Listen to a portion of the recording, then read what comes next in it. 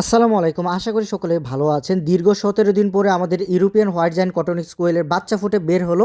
দেখুন আলহামদুলিল্লাহ এগুলো কিন্তু বাংলাদেশের সবচেয়ে বড় কোয়েল পাখি ইউরোপিয়ান হোয়াইট জায়ান্ট কটনিক্স। এই পাখিগুলোর ওজন ৪০০ থেকে ৪৫০ গ্রামের মাঝামাঝি হয়ে থাকে।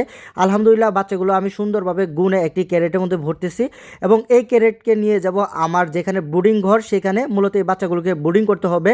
এক ভাই এই বাচ্চাগুলো অর্ডার করেছেন আজ থেকে প্রায় ২০ থেকে ২৫ দিন আগে। তো সঙ্গত একটু কারণে আমি আমার এই বাচ্চাগুলো তাকে দিতে পারিনি। তাকে মূলত এই বাচ্চাগুলো দেওয়ার কথা ছিল আরও আজ থেকে প্রায় ১০-১২ দিন আগে। হয়তো আপনারা আমার পূর্বের ভিডিওতে দেখেছেন আমার কিন্তু অনেকগুলো ডিম নষ্ট হয়ে গিয়েছে। হয়তো ইনকিউবেটরের আর্দ্রতার জন্যই কিন্তু আমার প্রায় ২০০ থেকে ৩০০-র মতো ডিম নষ্ট হয়ে গিয়েছে। তো এই বাচ্চাগুলো যে ভাইয়ের নেওয়ার কথা ছিল তার একটু আর্থিক সমস্যার জন্য তিনি বাচ্চাগুলো নিতে পারতেছে না। তো এখন তার জন্য আমার এই বাচ্চাগুলো থেকে যাবে। তো আপনাদের বাচ্চার প্রয়োজন হলে অবশ্যই আমার সাথে যোগাযোগ করবেন। দেখুন আলহামদুলিল্লাহ আমার হাতে যে পাখিগুলো দেখতে পাচ্ছেন এখানে কিন্তু কিং কোয়েলের বাচ্চাও রয়েছে। কিং কোয়েল হলো বাংলাদেশের সবচাইতে ছোট কোয়েল পাখি, আর ইউরোপিয়ান হোয়াইট জায়ান্ট হলো বাংলাদেশের সবচাইতে বড় কোয়েল পাখি। দেখুন তিনটা কিং কোয়েলের পাখির সমান কিন্তু একটা ইউরোপিয়ান হোয়াইট জায়ান্ট কটনিক্স কোয়েল।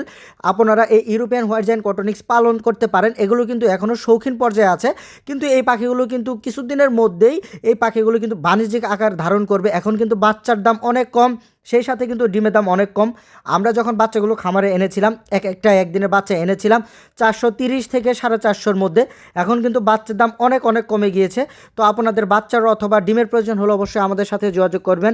ইনশাল্লাহ বাংলাদেশের ৬৪ জেলায় ডিম অথবা বাচ্চা নিতে পারবেন।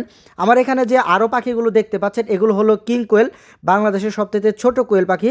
তো আমরা এই বাচ্চাগুলোকে এখন ব্রুডিংয়ের মধ্যে ছাড়বো। যেহেতু এই বাচ্চাগুলোকে ব্রুডিংয়ের মধ্যে ছাড়বো তার জন্য আমরা আগে থেকে বাচ্চাগুলোকে তাপের ব্যবস্থা করে দিয়েছি, যাতে যেন ভিতরে হিট থাকে আর বাচ্চা ছাড়ার সাথে সাথে বাচ্চাগুলো যেন দুর্বল হয়ে না পড়ে। জিরো বাচ্চা ব্রুডারে ছাড়ার আগে অবশ্যই 2 থেকে 3 ঘন্টা আগে ব্রুডারে লাইট অন করে দিবেন, যাতে যেন ভিতরে হিট থাকে আর বাচ্চাগুলো ছাড়ার সাথে সাথে বাচ্চাগুলো চঞ্চল থাকে।